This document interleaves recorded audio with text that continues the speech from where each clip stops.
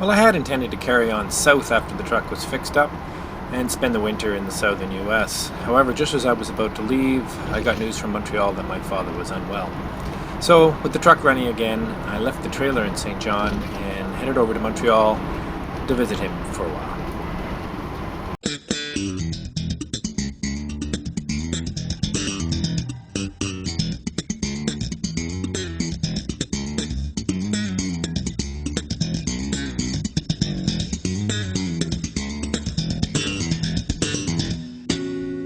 Well, hey, we're in Old Town, Maine, and just took a run down from St. John. Wonderful trip down the airline. The airline is Route 9 down through Maine.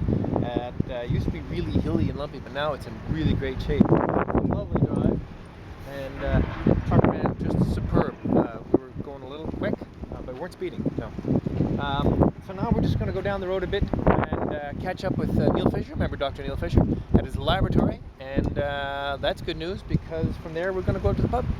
Cheers, talk to you later. Okay, as promised, Neil did show me the tour of the lab. I gotta show you this stuff. It's super cool. These are called gliders. They're basically submarines that fly around in the Gulf of Maine. Well, they can fly anywhere, but they fly them in the Gulf of Maine, and they'll come up to the surface and send back all the data that they've just recorded while they were submerged. Through a bunch of antennas in the tail there, and then they submerge again. They fly around for up to, what'd you say, 32 hours or longer? You can go up to 32 hours underwater. That's right. But as you pointed out, when they're underwater, they don't really know where they're going. All they have is a compass. So when they pop back up again, they use the GPS to figure out where they are, and they go off again on their new voyage. The way they can go up and down again is by adjusting the size of a bladder, an air bladder in the nose, by either pumping it up with oil, or one of the older ones use a motorized screw to close it up. But by changing the same amount of air, but compressing it, it becomes less volume, less buoyancy, and it sinks in the bow. And the wings that are, I guess we don't see the wings. The wings, you don't put them on until you put them in the water, do you? Yeah, Exactly, yeah. Anyway, and it glides. It literally glides downward in the water until it gets to the predetermined depth, and then the motor decides to let the bag inflate again, and it becomes buoyant in the bow. The bow comes back up again, and it comes off till it hits the surface. It's freaking brilliant, and you can drive it from his iPhone. Or mine even. Cheers, cool, eh? Good morning. Well, I'm just heading off from, well, I don't know where I am now. I'm in Bangor. I had breakfast with Neil and his wife, and we're going to try and remove these little wind scoops, which have really been a pain. Geordie kind of likes the one on his side, but the one on my side is chilling my left ear pretty bad. So we're going to actually loosen the back of the tilt so the whole thing can go forward, which means I'll have big gaps in the back of the tilt, but hopefully if I can close this up. Poor damn tilt is so shrunk. Just pulled into Montreal, and my first stop, as always, is Souflaki. I ended up spending quite a bit of time in Montreal that fall as my father's health continued to deteriorate. However, there were some good times. I'm from Montreal, and eating is one of Montreal's greatest pleasures.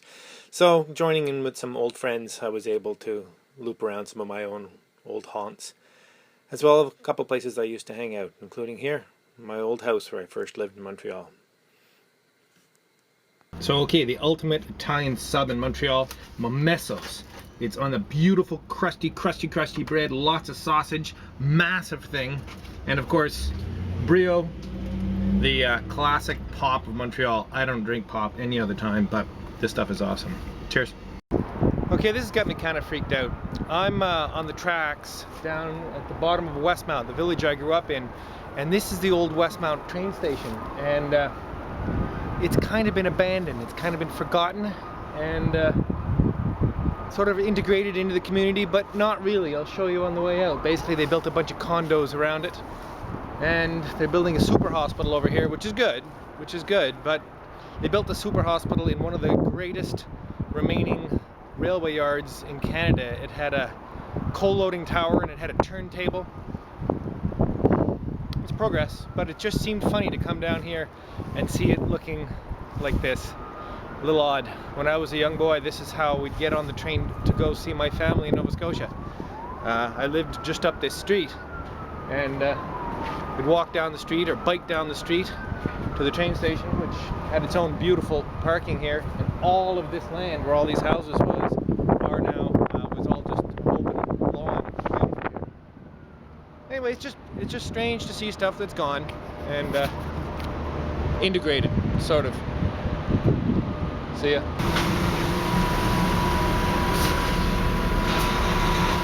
Nice, just lovely. Well, good morning. We're off, leaving Montreal this morning, off to Plattsburgh, New York to pick up new axles for the Airstream, Argosy. And we've been in Montreal for about 2 weeks, had a really good time. Spent some great time with my family, my dad, and some old friends. But it's time to move on. Anyway, next stop, Plattsburgh, New York. Cheers.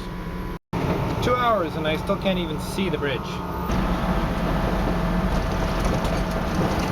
Hi, picked up the axles in Plattsburgh at Colin Hyde's, who is like extraordinaire Airstream dude. Hi Colin, how are you? Good, yourself? Tell us about this crazy shiny one.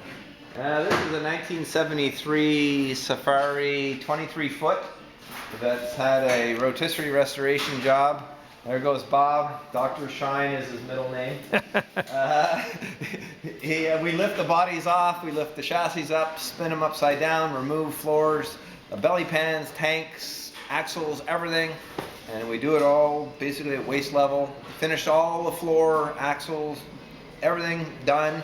And then we flip it back over, put it on its wheels, and put the body back on. That's so that's awesome. where this one's got to now, and then the interior is going in.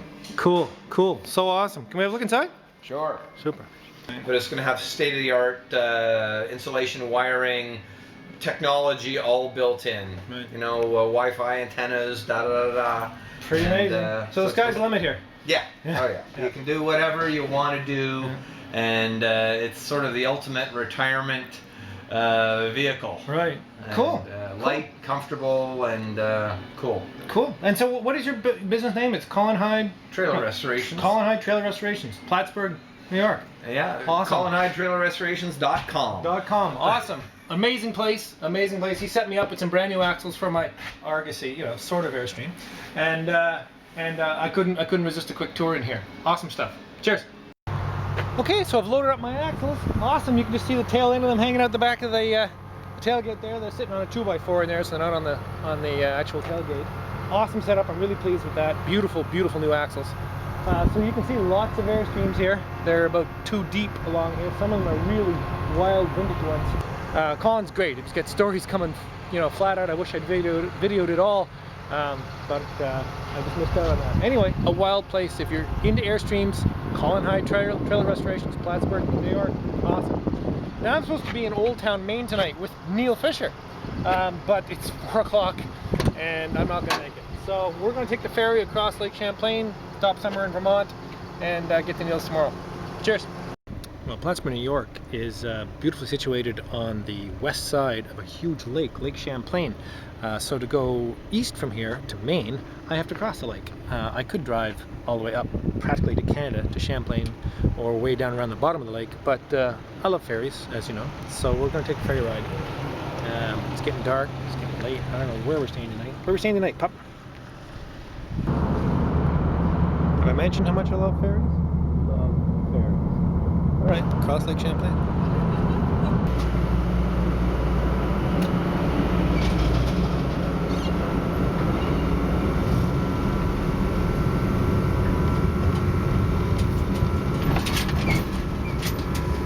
If I don't laugh, I'll cry. I'm a pretty good navigator. I generally know where I'm going. Well, I left Plattsburgh, New York, crossed the ferry over to Burlington, Vermont, and basically let the GPS take me to Old Town, Maine. I pressed the fastest button, and I really didn't pay a lot of attention because it was dark and I was just driving. I said, there's a lot of pretty big highways. And I've been basically traveling with 2 and 3 and sometimes 4 lanes wide all the time. Until I got to Boston. Yeah, Boston's just about 5 miles that way. It's late and I can't find a hotel or a motel, and there's always a problem about trying to find a place for Geordie. So I'm gonna crash at this rest stop. We'll see how long it is before they kick me out. It's not that cold. And besides, I wouldn't mind saving the $100 it'll cost me on the motel. See you in the morning. Cheers. Amazingly, I neglected to shoot any more video on the remainder of this trip. I suppose that's what happens when you're with good friends and having good times.